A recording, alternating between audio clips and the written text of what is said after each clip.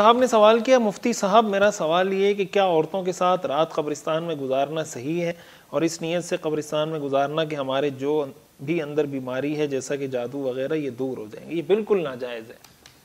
قبرستان میں رات گزارنا، پھر عورتوں کے ساتھ رات گزارنا بالکل فضول اور بیہودہ حرکت ہے۔ قبرستان آدمی جاتا ہے تھوڑی دیر کے لیے، اس کو اللہ یاد آ جائے، اس کو موت یاد آ جائے، اس کو اپنے اعمال کے محاسبے کی توفیق ہو جائے، یہ دل کی صفائی کا کون سا طریقہ ہے؟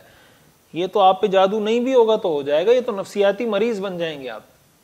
اس مقصد کے لیے قبرستان جانا جائز ہی نہیں ہے۔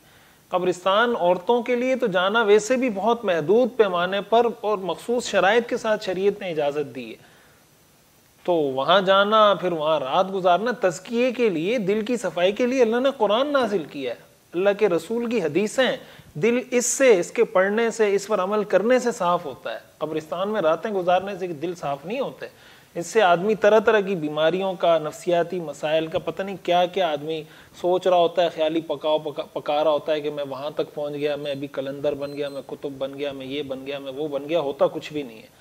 تو بلا وجہ کی اپنے لیے ٹینشن پالنا، اس کی کوئی شرعی حیثیت نہیں۔ ایک صاحب نے سوال کیا، مفتی صاحب یہ جملہ کہیں اللہ سن نہ لے کہنا کیسا ہے؟